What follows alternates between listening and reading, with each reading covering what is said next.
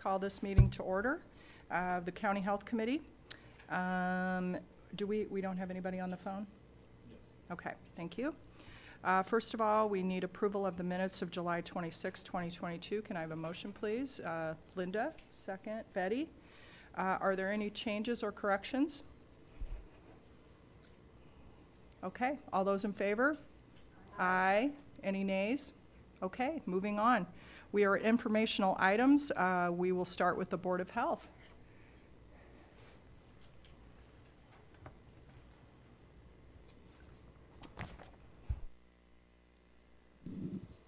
Good afternoon. Quickly, just to go over the Board of Health, I passed out our community health needs assessment summary.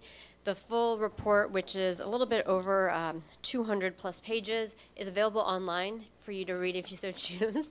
But to give a little bit of a background, local health departments since the 1990s have been doing a community health needs assessment and an improvement plan every 5 years. It's sometimes termed our I-plan, and we do it as a statutory requirement of a local health department. After the Affordable Care Act in the early or mid-2000s, hospital systems also need to do a community health needs assessment and improvement plan every 3 years as part of IRS regulations. So beginning in 2016, Peoria, Tazewell, Woodford County, as well as OSF, St. Francis Medical Center, UniPoint Health, Peoria, decided to collaborate and do one community health needs assessment and improvement plan, partly because the data we were all using was coming from the same sources. So that partnership, or the Partnership for a Healthy Community, really was established in 2017. We are now just finishing up our second cycle, and every time we've done this, we've gone smarter and understood a little bit more. So what you have in front of you is what we will be focusing on for our next 3-year cycle, which begins January 1st of 2023. The 3 health priorities that we will be working on in a collaboration is healthy eating, active living, mental health, and obesity. Based on a lot of what we saw over COVID, we're not really surprised by this. As I mentioned, every cycle we end up just getting smarter about this. So our first cycle was really an exercise of how we could work together and collaborate, in which we were successful on. Our second cycle that we're currently in was about how we were able to push improvement plans and programs in a more collaborative approach, meaning that it might be housed by one department, but we support it through funding or resources or going after grants together. A great example is our Illinois Tobacco-Free Communities Grant. We actually wrote for it regionally and received more funding because of it. Likewise, our Edwards Settlement Grant that we worked with Tazewell County to receive a large funding for that. So for this cycle, one of the things we did focus on was taking our 3 counties and actually subdividing it for a total of 13 regions. And what that allows us to do is, specifically in Peoria, where we have divided into 6 regions, we're able to really start recognizing where pockets of issues are. Likewise, what social determinants of health might be impacting it at a different level. So on the larger document, and I'll make sure I make that available for Scott to send out to all of you, the link, you'll see the breakdown for our county, and so that our interventions will be much more targeted. In terms of interventions, that's the next part of this. We'll be working in September and October with multiple community partners to develop the actual improvement plan. Once that is approved and finalized by not only the partnership board, but the 3 local health departments and the 2 hospital systems, we'll be more than happy to take some time during health committee and actually present the improvement plan to all of you. More than happy to answer any questions. Eden? I see here a 12% increase from 2019 to 2022 in depression and anxiety and stress. I'm not surprised, but that's pretty big. So I know that you, as you just said, you're going to be working towards these things. Is there any kind of immediate things that we can do to help people right now with that? How does the health department help people with those kinds of issues? So in the health department, we very much believe in the fact that we are not the sole proprietor of this information, and the fact that we need to partner with a lot of our agencies.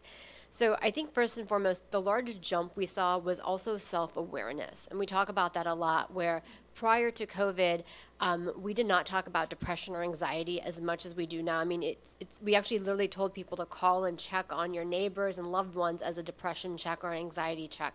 So I think a lot of that is a self-awareness of people's feelings and being able to correctly label that they were experiencing. So I think a lot of the awareness is part of it, but then partnering with groups such as Unity Place, OSF Strive, different programmings to, push forward the access to care and services in our community. We also work largely with HALT in our school districts to help them receive grant funding or programs to really focus that through. Beth is a huge advocate for bringing trauma-informed care into our school districts. And then I think the health department and the county as a whole have taken a lot of steps. I think the work that you guys have partnered with Unity Place is a key indicator of recognizing that need. I think where we can always improve on is how do we help our own staff? So when we talk about like our health insurance plans or accessing EAP services, those are ways that we can also help push it from an employer standpoint. Any other questions? Okay, thank you. Next on the agenda is the Health and Human Service Campus Update. And we have Farnsworth Group here, our team, so. Thanks, Madam Chairman. So Ellen and Alicia have been working very diligently for the last several months. We're at a point today where we can give you an update on the design, and Ellen's got handouts that'll also be up on the screen, and so she'll come up and walk through those.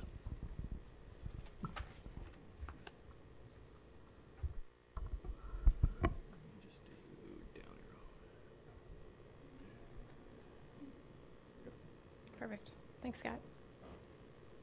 So the last time we have all met was quite a few months ago. So this is the exciting part to kind of go through next steps of what we've been doing on the design part.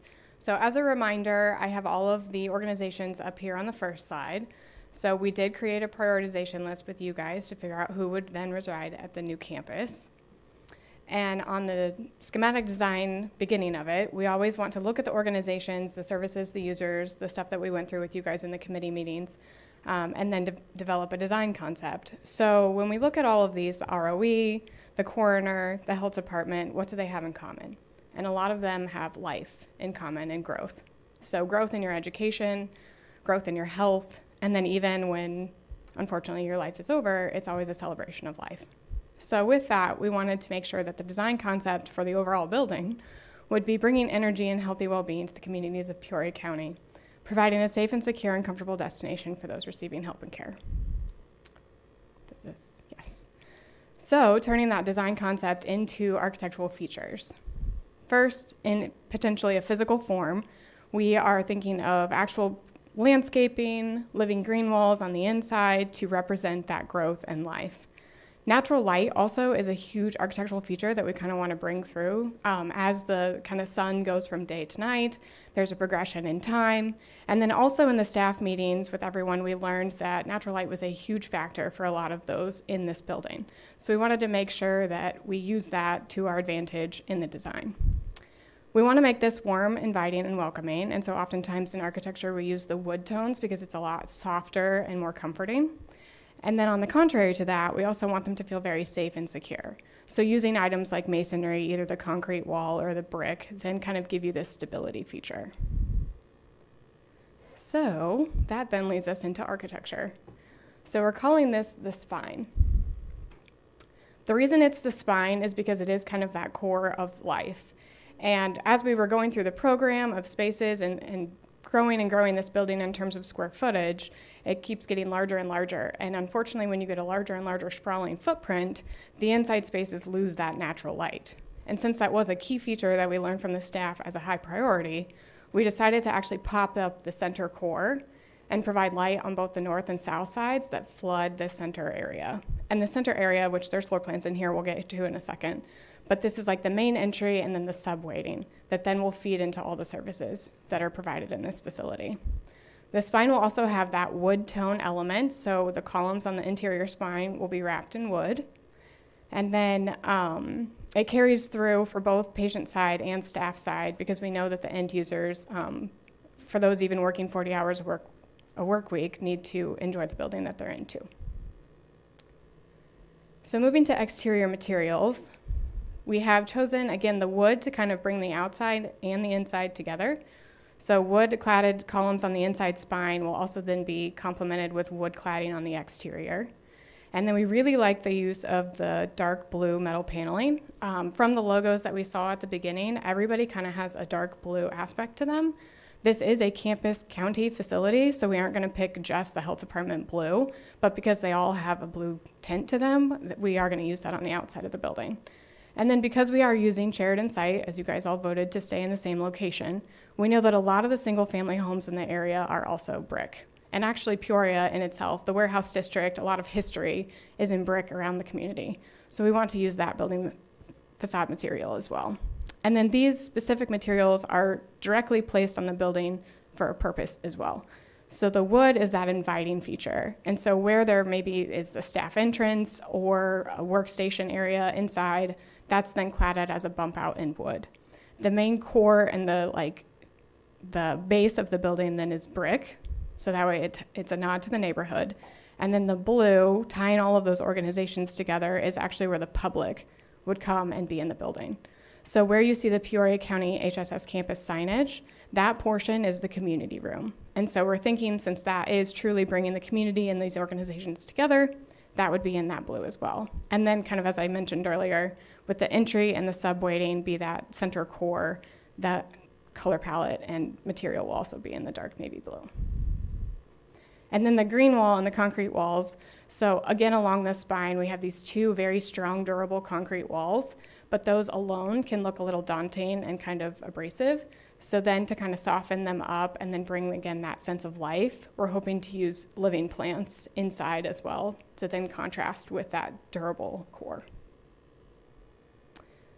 The interior then, this isn't necessarily pictures of our actual design. The previous image was a true 3D model of our current design. But these, as we're kind of developing further, we wanted to pay attention to, again, the natural light, the green walls, waiting areas, exam rooms, and then sound is also a big issue. And so some of the ceiling in the right two images, top and bottom, show like either a wood slat ceiling or it's acoustical felt, and it actually deadens the noise that is in the space. So knowing that it's kid-friendly and could get noisy, we're trying to be cognizant of that as well. So this is just kind of more inspiration images of what we might do on the inside. So the site is along Sheridan. We're keeping the majority of the existing parking to be mindful of cost. The new building for the main campus of the ROE and the health department is pushed towards Sheridan because we do want that street presence. And then it resides almost exactly where the existing building is today. And then the corner we have as a secondary building, still with the front towards Sheridan for visibility, because we do have a viewing room and visitors that need to see the corner, but it is kind of tucked in the back, so that way it can be discreet when it needs to be. So moving through the floor plan, I'm going to go through these quite quickly because I realize that on the screen they're kind of hard to see.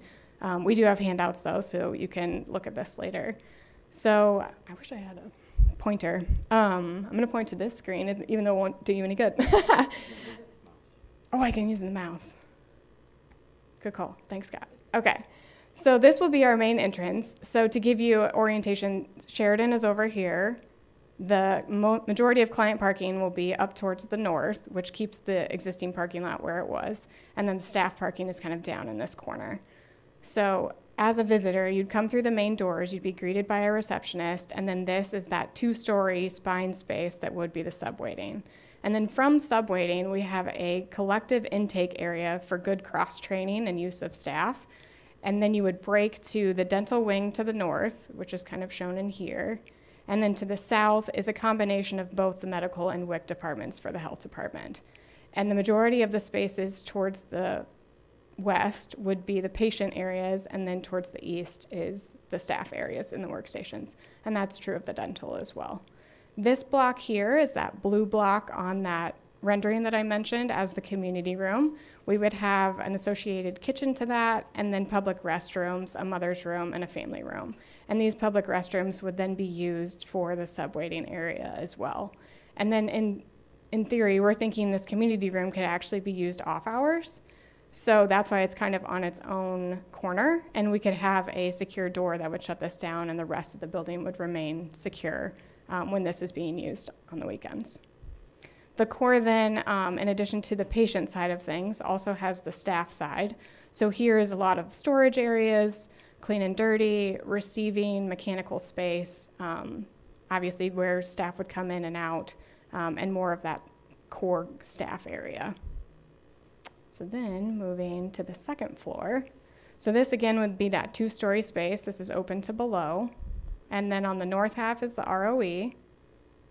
And then on the south half is the admin and environmental health of the health department. And then keeping that consistent theme with the core kind of being this combination of communal space. This would be shared conference rooms for all of the organizations in the building. And then this is their shared kitchen. Moving to the corner, we would have an entrance that, as mentioned, is kind of facing Sheridan, so the client parking would be over here. So either you could go down to the main building or you could come over to the corner. You'd come in, you'd have a family waiting area, receptionist as well, with direct access to the quick viewing room. And then the majority of the space stays pretty private. And that's also a directive from going to their existing corner and the requests of the staff. So this would be their office area with workstations and conference rooms, a smaller break room. And then the back area is everything related to the morgue. So we have the law enforcement touchdown station, the morgue itself, some supply rooms and x-rays, the cooler and freezer storage, and then garage space. And that... Yes, so these are representing kind of the vehicles that they will use too. And they'll be able to just pull right in. Yes, and then we have 2 large overhead doors and then the scale in the floor. So this is all like the circulation of the morgue space right in here. So is it designed very similar to the other building in that you have that center space? Do the buildings look similar, I guess? The exterior materials of the buildings will be similar because we want it to feel like a campus. So the blue, the woods, and the bricks will carry through to both buildings. The natural light in this instance, we're hoping can be used at the staff area, and then we're hoping to actually get natural light in the morgue. In that instance, the windows would be on the north side very high, so that way it doesn't necessarily negate the workstations and the cabinets and supplies that need to happen within the morgue. And then, as mentioned, there was like that wood element that kind of highlights the staff areas. So in this instance, where these offices are and kind of where the workstations are, this would be the wood. And if I go back to the second floor and the first floor of the health department, so this is another large kind of collaborative workstation area with conference rooms and staff spaces, and this also would be an accent in wood.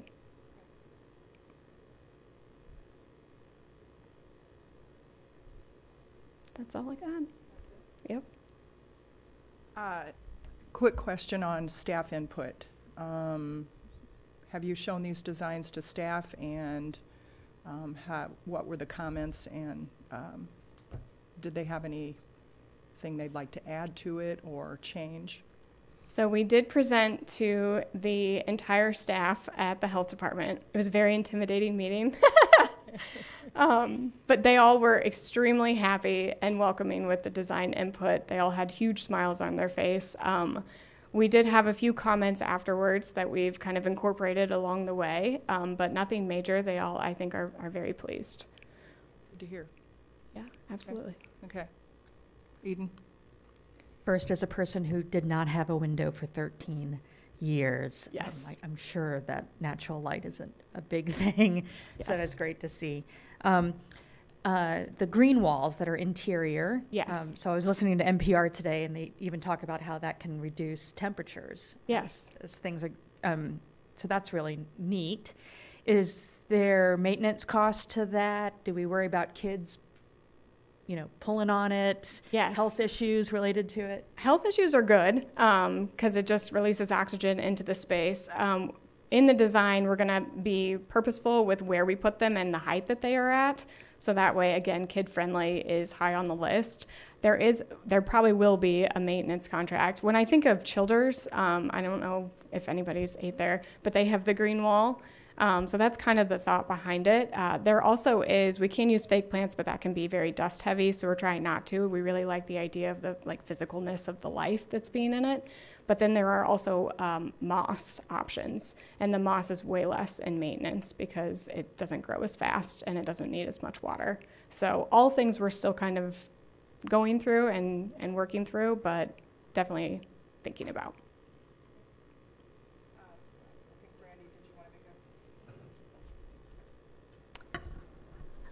So I just wanted to, well, I'm very loud. Okay. I just wanted to say that I love the details, all the input, all the research that went into this. It's beautiful. Thank you. Given that natural light and the natural tones and incorporating the brick and everything from the neighborhood, I think it's going to be an amazing site for that area. I think it's awesome. Thank you. I had a question. I know you said something about hoping to have a viewing room in the corners. Is there a viewing room? There is, yes. Is that also a comforting kind of room? Does it give some of that naturalness in the room or space that those families will be in to view? Yes. So we have to be careful with that because obviously it still needs to stay clean and sanitary. So there'll be a kind of a mix where we need to make sure that it's safe, but then also comforting as well. Yeah.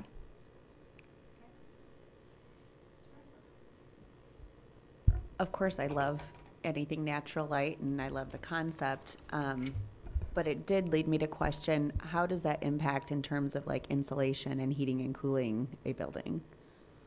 Yes, perfect question.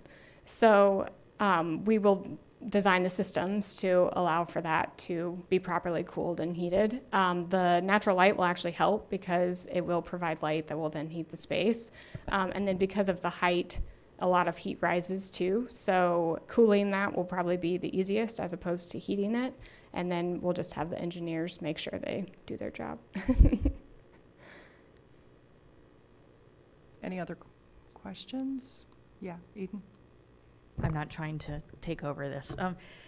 Going back to the coroner's office, there was, and to Brandy's comment, so there's the viewing room, but was there going to be a family room or a comfort room or a decompression space? There was conversations of that. Yes, so we actually have a decompression space in the main building for the health department as well. And again, with kind of the unity and the campus feel of everything, the kitchenette, although we do show a small break room here, the kitchenette, the decompression room, the mother's room, we're hoping that it actually brings the staff together into the main building. So that's where it resides right now.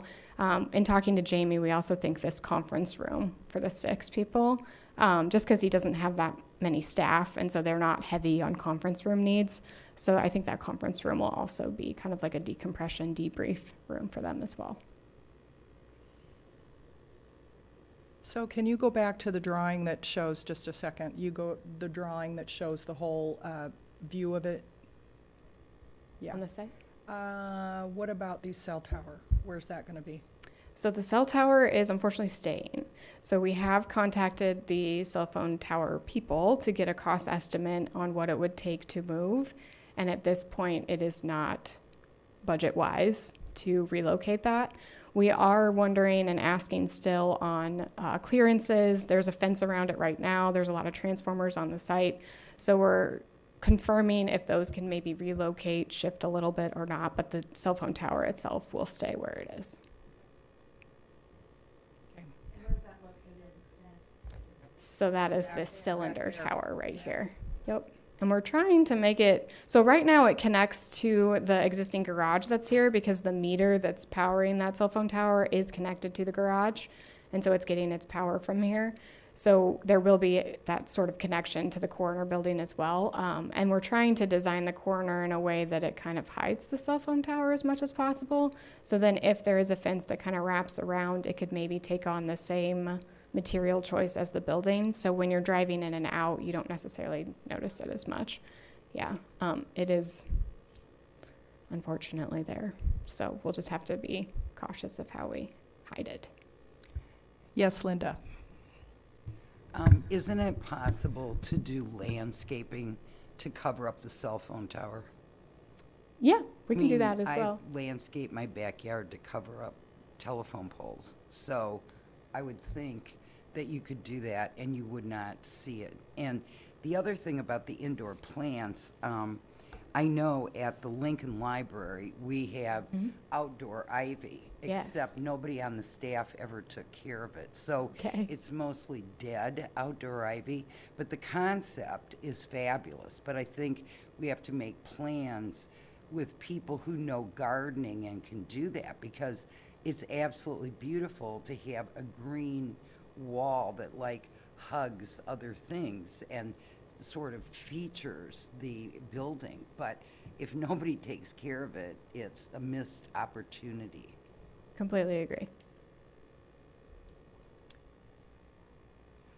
We have a whole bunch. Okay, we'll start, we'll just go this way. Jennifer? Oh, okay, all right. Steve, do you want to go first? Sure, I appreciate the presentation.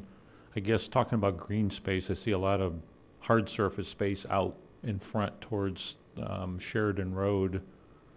Is there a need for all that hard surface, or can we get more green, water permeating space, or maybe there's a water permeating hard surface? I don't know. Good question. So right now, the existing building kind of sits back from Sheridan, and we're trying to keep that, so all this would remain green space. So there is kind of a soft edge to Sheridan, although we do want visibility to our building. The other thing for this image, we just used the existing Google Earth image to kind of give you a reference point. This is all asphalt right now and then changes to concrete at the back. We are hoping to add in medians and then trees, so then the parking lot also has shade for those that would need to park in their car for a long period of time. So although the parking is going to stay in this general region, and for cost purposes, we're looking just to kind of repaint it in terms of the striping, we will be adding in medians and green space within this as well. And then we're working on parking counts right now. There is a lot of parking on the site today. Most of this at the back is not actually used. And this is also where the drainage happens. It's the high sides on Sheridan and then the low sides towards the ravine. So we're also looking at ways to actually reduce the parking lot if we can, because then your hardscape footprint would go down and then you'd have less fees for the city as well. And then the green space here where the community gardens reside today are going to stay, but we're hoping to kind of enhance this a little bit more as well. So it also becomes an amenity more so to the staff and the community.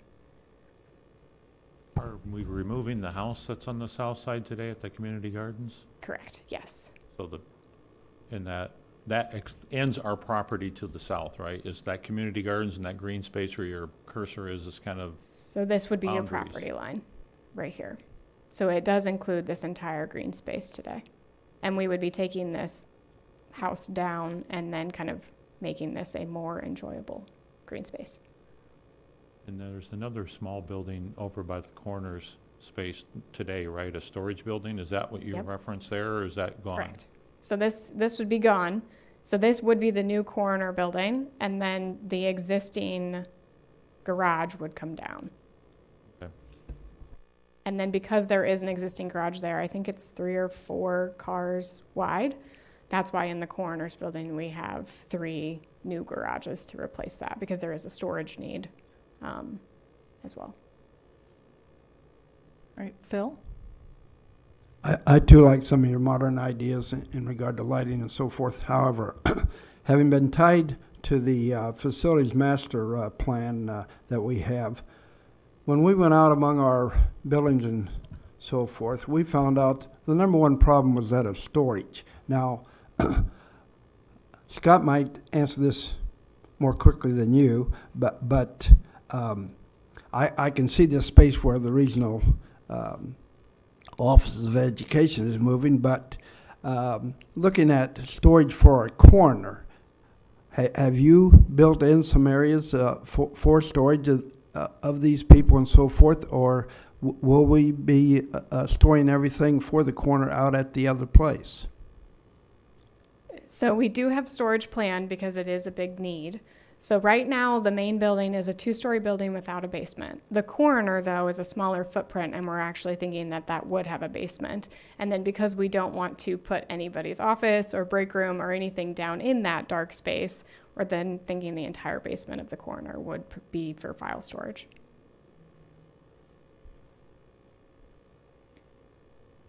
Anything additional, Phil?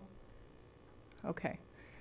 Monica, do you have any comments? Like to share, staff comments, anything? I will just add that the architectural team has been very helpful and receptive to the comments of our staff, and so we just really appreciate their due diligence and asking for feedback and walking through when things can or cannot change. I think that's been really helpful for our staff.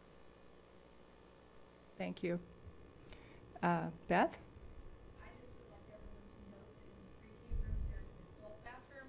And a kitchen in the same room. They didn't think of that at Valeska Hinton. If you have an emergency, those. Okay, thank you. Jennifer? I don't exactly know who this question is for. It might be more for Monica. I'm assuming the need to connect from one street to the other through the parking lot has been addressed in this diagram? For Ellis? Yes. Yes. So we've looked into that, and the health department actually does own all of this. This street has already been vacated. So originally we were thinking that we might have further conversations and need to kind of progress that further, but that's already been taken care of. On this end, which is the north end of Ellis, it is gated off and will remain gated off. On the south end, it's gated, but it opens from 8 to 5 so that staff can come in and out, and they do use this today. We were actually thinking with the addition of the coroner coming to this site as well, we would maintain that. So from 8 to 5, and then obviously the coroner being a 24/7 facility would have access then on Ellis as well. So if they didn't necessarily want that front and center shared and access, they could still use Ellis. Mm-hmm. Okay, Betty? Yeah, I simply would like to say that I was so excited to see such a beautiful, attractive building, a facility, and that the very fact that it brings pride to our community, and I would be, hopefully see more of our clients attracted to it and utilizing our service at the health department. But I'm proud, and thank you guys so much for what you've done already. I appreciate that. Any other? Rob? Hi, Rob. Hi. Two questions. One is, are solar arrays off the table for this building? They're not. So in addition to the spine, we were debating whether we were using skylights or if we were going to use what they call a shed roof, which is the single slope roof. And we ended up kind of gravitating more towards the shed roof. So that way this does pitch towards the south. And then you could, if able, put solar panels up here as well. But that won't be part of the original construction? It could be. We're working through that as well to see how many we would need to offset utility costs and things like that, and figuring out if it's wise to put them on the flat roof and control the pitch or if they should go on the shed roof. But it is in the design. And then for the construction, do you think, will these two facilities be built in tandem, or will one be built prior to the other? So we've talked to River City, and the best use of money would be to bid them as one package and have the same contractors on site, so that way there isn't kind of a mix of everybody. So in that regard, they would be built at the same time. Linda? Are bioswales out of fashion? They're not out of fashion, but similar to green roofs, they can be heavy on the maintenance. And if you don't do it right, people just end up mowing them down, and then they don't really serve their purpose. So we've actually talked to Scott and I, because we're big fans of bioswales. I am. You are as well? Well, the North Branch Library has great bioswales. Yes. And thus not a lot of water issues. Agreed. So this green space up here is staying, and then we also still have a setback line along the property line to the south that we have to maintain. So you can't really see it too well in this image because it's hidden by the building, but we do have about 15 to 25 feet between the edge of the building and the property line that's running through here. And we were thinking, again, because the high side's at Sheridan and the low side's down here, that we could put some plantings in here to create that bioswale that would actually create a landscape that then the offices on that south side would look out into. Just something in terms of maintenance we would have to make sure that could stay. Well, and I'm thinking even that concrete area on the south side, Down here, yes. yeah. I think you could just fill that with a bioswale. I love it. We will look into that too. Okay. No, the concrete Okay. area. Any other questions or comments? Steve? Right side Back of to the all parking lot, I guess my inference is that the parking lot, you'll keep the same surface, but I would challenge that you cannot get construction done without damaging the current parking lot, and you'd have to basically rebuild the surface to begin with. Is that, what's the thought here? Depending on how it's staged and where we use it, I think this north parking lot could probably remain untouched. I do agree, obviously, with the demo of the existing facilities and the construction around the new building. The majority of this would have to be reconstructed, but we're trying to maintain areas that are kind of on the perimeter of the site as much as possible to help reduce costs. Okay. Okay, any other questions or comments? Brandy?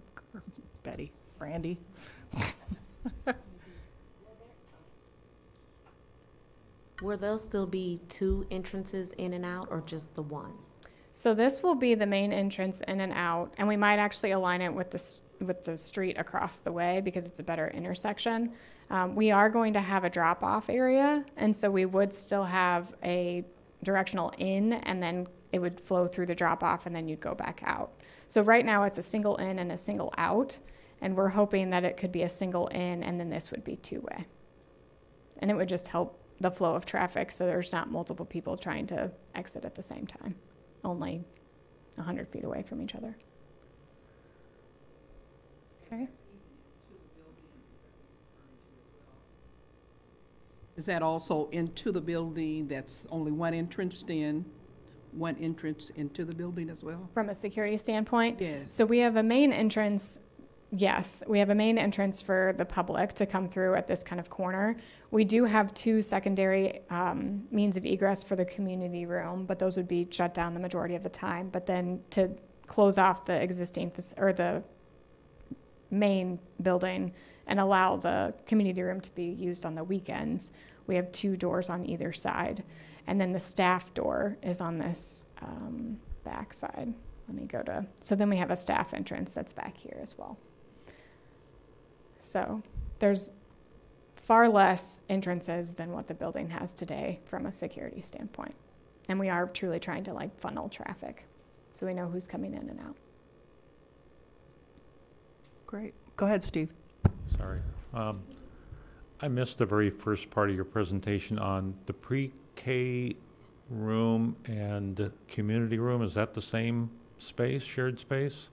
No. So the preschool for all will be its own portion over here, and then the community room is its own portion over here.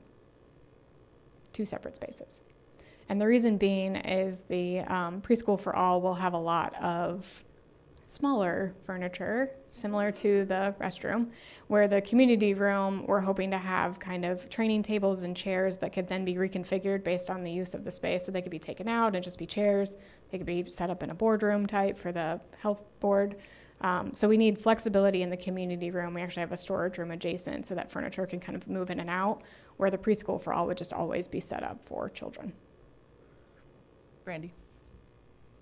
For the preschool for all, do they have a separate entrance? They do, yes. I'm going to go to the floor plan. It's a little bit easier to see. So similar to the community room kind of being its own section of the building, the preschool for all is also its own portion. So it's towards the front. It does have its own entrance, the 2 restrooms that Beth talked about, a little kitchenette, and then a storage room. And then here to the south, that then would link to that green space, would be where we'd have the playground. Yep. Okay. Any other? Rob? Sorry, one more. No. Could you go back to the front view? Front view. Yes. There? So in the front, there's looks like a little glass room on the front. Yes. So this is our vestibule. Okay. So because the spine is a 2-story large space, this goes back to the mechanical question as well. Heating and cooling this will be an endeavor, but we will be successful. And so with that, we don't want front doors that just immediately open into this large space, and then in the winter, all the cold air rushes through, or in the summer, all the hot air rushes through. So we've created a vestibule so that way you can then enter through one set of doors, and then while that set is closing, you're then entering the second set of doors. So all that cold air and heat is then conditioned in the smaller space and not in the large 2-story space. Do you know, is there a bus stop right outside? There currently is a bus stop kind of over here. We are hoping to relocate it as part of this, so it becomes a lot closer, and then this could then be used as kind of a waiting area. Right now, it's quite a bit of a jaunt, and so in order to allow people to wait in here and quickly get to the bus, we want to move it. But that's conversations we'll have with the city. Would we be responsible for a shelter for the bus stop, or does the bus company do that? The bus company does that, and also I think Build Peoria had a project that they were doing shelters for it as well. I would, as a designer, I would not be opposed to creating our own bus shelter, because then it could actually tie into the whole campus feel. Right. But we'll just have to be mindful of budget. Sure. Well, I would assume there's going to be some scrap material from Yeah, we could throw together. that's a good thought. something. I like that. Okay. Okay. Any other questions or comments? Great, thank you. Looks Thank you, guys. amazing. Thanks. So excited. Me too.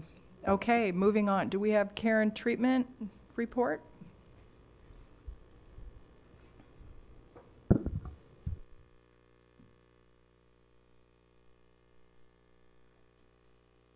So for care and treatment, they're currently working through their grant contracts for the next period. 5 agencies were funded for a total of, making sure I do my math correct, $1.292 million. So they are working through the process of approval through the fiscal agency as well as the state's attorney's office. But again, just to remind everyone, the 5 agencies that have received awards, Best Buddies, Camp Big Sky, CWTC, Easter Seals, and EPIC are those. Any questions? Okay. EMA. In the packet, you'll have a report for our EMA. Just wanted to highlight that because of supply status or supply chain improving, the Hannah City Murphy Road siren has been completed, and so it's back operational. So we're now back to fully operational sirens, just the routine maintenance of them. Again, more than happy to answer any questions from Jason's report. Great. Any questions? Okay, thank you. All right, ROE. You got to sit on that little furniture if you ever need a tutorial.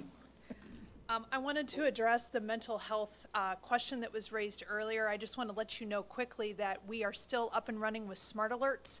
That's the system where a Peoria PD and county police reports go in at 9 if it's coded to something that would correspond to an ACE, which is an adverse childhood experience, domestic violence, murder, shot spotter.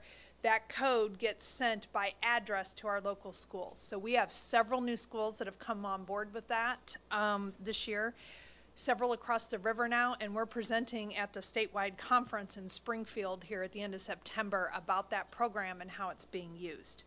So with that, I want to just update you again. I've decided to group these by topic so that every time I can give you a quick rundown. So number 1 is safety. Many thanks to the Sheriff's Department for letting us piggyback with them at the Dunlap High School experience they were having. We had such a great presence from their department. New sheriff came, talked to my superintendents and administrators. We had over 50 people there. Got a lot of really good updates. We are hosting an Administrators Academy. My assistant is trained in a specialized concept called site evaluation, which is that he will go around and walk your building and give you tips and strategies for best safety practices in public schools. It was a week-long training we decided to invest in. We're hosting an academy for that for our superintendents. We already have 52 signed up for that coming up soon. And of course, Monica had us do a monkeypox webinar, and oh, she's not here. I told her, really? So we did a safety update with that and the new COVID protocols for the school year. So that was one. Broadband. I just want to say thank you to the county board members that are here that were part of that broadband committee. I learned a lot.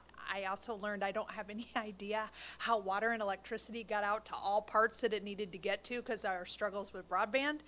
Very interesting, but I think we have a really good product that is like step one for how we move further, because we all have a common interest here. Mine is obvious, is kids in remote learning, but there are so many other interests that can come together with this, and it was an honor to participate in that. Truancy, I want to let you know that our new staff is up and going. A reminder, we are up now to 4 full-time, 1 part-time truancy caseworkers knocking on doors and a full-time social worker. I met with Derek Booth yesterday. We're going to have staffing hours at the wraparound center. Some of our schools in the most need are within that circumference of the wraparound center at Tree Wind, so we're going to host some office hours there and share a room with Jolt. So we're excited about that. I want you to know that the Peoria Regional Learning Center and Preschool for All are up and running, ready to go. We met with the West Peoria Neighborhood Association just to answer any questions they had, any concerns about us coming into the neighborhood, and it was so successful. I mean, we're already planning Christmas parties, so I'm very excited about that partnership and what it can provide. And couple last things. Workforce. We were honored to be a part of the $15 million grant that ICC got for IT, because what a great career field for students to be thinking about and actually use their thumbs for good, right? So we're excited about being part of that. And I am the chair of the Emerging Workforce Alliance, which is K-12 Workforce, College and Career Readiness. Our first meeting is in September. That has business owners on it. It has school superintendents, school principals, all of us working together to try to do some pipeline alignment. So that meeting is coming. Then I have to go. It's my audit entry phone call today because our auditors come in September, which is always a big deal for us because we're running several years straight now with no findings. And we launched a new website and a new app. You'll see my staff bombarding social media today because it's our attempt to get in the space where our students, educators, and community are. So we are doing a massive push with that. You'll see that all over social media today, actually, was our big launch. So that was a lot. Sorry. It's the beginning of school. There's a lot going on. It's very exciting. Questions? Jennifer? I have 2 questions, kind of going back to the first thing you talked about, the pilot to giving notifications to the schools. What is the timeline for that pilot, and how do we get it into all the schools? So I would argue it's not a pilot anymore because I think that we've got the process we've got it streamlined. Schools know to designate someone that gets the alerts, and then we come around with the educator side to try to help our schools understand what do you do when you get that alert. And so it's a matter of funding. So I've asked for a little bit. I have some on one side of my budget. I've asked some in my county budget for next year, and we're just looking for various funding streams to keep it going and getting it into all schools. And seeing if schools will start to write it into their budgets as well. My other question is, how do our districts within our district reach out to George to get that school walk around for safety? They are very well aware. And so most of the Peoria County superintendents will be coming to this Administrator Academy. We piloted that at Monroe and Hollis. And so we needed to start a little bit smaller rather than taking on Peoria High or Richwoods. So that is expanding now. We're getting that process under our belt. And so that will be available to our schools. Any other questions or comments? Steve? I'd like to maybe tag on to Jennifer's question about the first item and the notifications. What kind of training and resources do each of the schools need to put in place to, as you say, once they get the notification, staffing, properly responding, addressing the concerns? I mean, have you been through all of that, and is that a significant change for schools to put in place? Let's start with this. So we want to make sure that they're using evidence-based strategies, because here's what we don't want. Alert comes in. Steve, what the heck happened at your house this weekend or last night? We want to make sure that they're equipped. One of the basic strategies is called check and connect. So connecting with that child, they may be just fine. People respond to trauma in different ways. So we want to make sure they have the evidence-based strategies, and that's what I use Michelle Carmichael for. She's a consultant that is very steeped in the evidence-based practices. So we don't release anyone to, we don't just give them the alerts without having the other side of knowing how to respond. And then in addition to that, I have another staff member named Michelle Coconati. She is the social emotional learning hub. That is a free service now that we are providing to any school in Peoria County that wants it. It's a state funded grant from the State Board of Education. They use some of their COVID dollars for this. So they can get access to all the procedures and protocols to support mental health and social and emotional learning. And we keep getting, we got our first Dunlap school this week, so we're getting schools all across the county signing up for that. Where again, evidence-based strategies. It has to be evidence-based.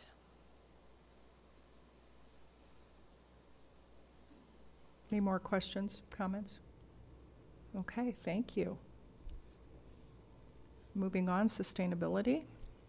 Hi, Becca.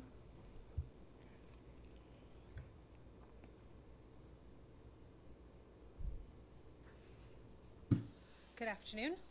I just have a few quick updates. The electronics collection for Limestone Township is going to be September 28th. So anyone in that area will see some information coming out soon. The household hazardous waste collections for the fall have all been postponed throughout the state. So the one that was in McLean County that we were referring people to will not be happening until spring. And so our collection in the spring may capture a few more people simply because McLean County has been canceled. Unincorporated townships will meet again on September 6th to discuss where they're at with waste and recycling service or perhaps moving to referendum. I think CPACE Publicity gave a presentation this morning to EDC's working group, mostly people from Tazewell County and Peoria County. And then we have another booked in October to talk with the Farm Bureau regarding using the CPACE program. So really hoping to get some increased or some actual participation in that program. And across the state, there's now 23 projects that have taken place, or that have gone through, I should say, gone through funding. And just 6 months ago, it was only 13. So it's starting to pick up across the state. In downstate, Champaign County is the only other county aside from us. Landfill Committee does meet tomorrow. For the Regional Food Council, we are working with Community Foundation to put on an event late fall, early December to highlight some of the work that has gone on in the last couple years in terms of economic development around local food sourcing, and then also Ending Hunger Together grant money that's been funded through Community Foundation, addressing a lot of the food insecurity issues, but also a lot of local procurement and economic development around that. And that's all I have. Any questions for Becca? No, thank you. Triad. Rob? Thank you. Not a whole lot to update. They're still working on recovering their Facebook page. They have a website that is about ready to launch, And next month, Mike Pierce, who's leading Triad, hopes to be here to give the update. Great, okay, thank you. Any questions for Rob? Okay, we are at miscellaneous. Do we have any miscellaneous? Okay, thank you, we're adjourned.